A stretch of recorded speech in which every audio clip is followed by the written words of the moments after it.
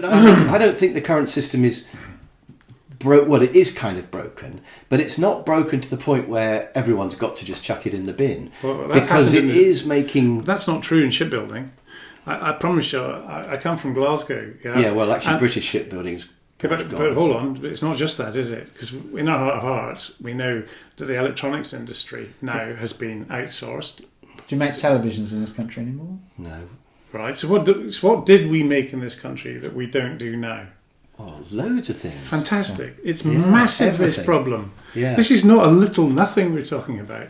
We're talking about most of our industries now being marginal. Vehicle making in the UK, it's a marginal industry. But isn't that because labour is cheaper in places like China? So let's say they're doing the same system there, but it's just cheaper. Yeah, fantastic. Let's say yes to that. Yeah, let's say that our model... That's the competitive environment that you're in. Yeah. So I can build a car in China, import it back to the UK, and make money. Yeah. I can build the same car in the UK, consume it in the UK, and lose money. So let's say that the model we all run our businesses on was developed in the Victorian time when we were the China of its day. Yes. We were manufacturing loads of stuff.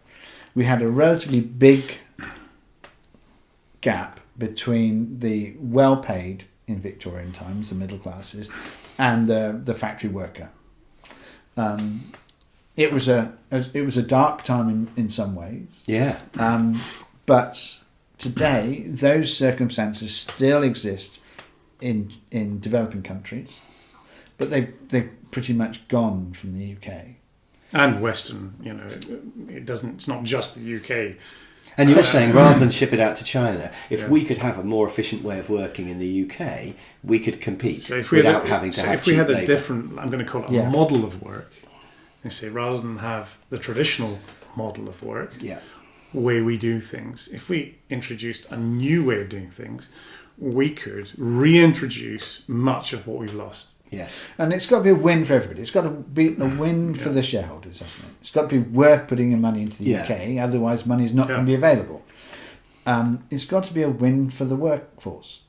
So it's got to make a difference to their life. Yeah, it has. Yeah. It's got to be a win for the business owners, to the entrepreneurs who take the risk in doing it. Yeah. It's got to be a win for the customers. It's got to be a win. They've got to have good quality products that at the right price that they can afford.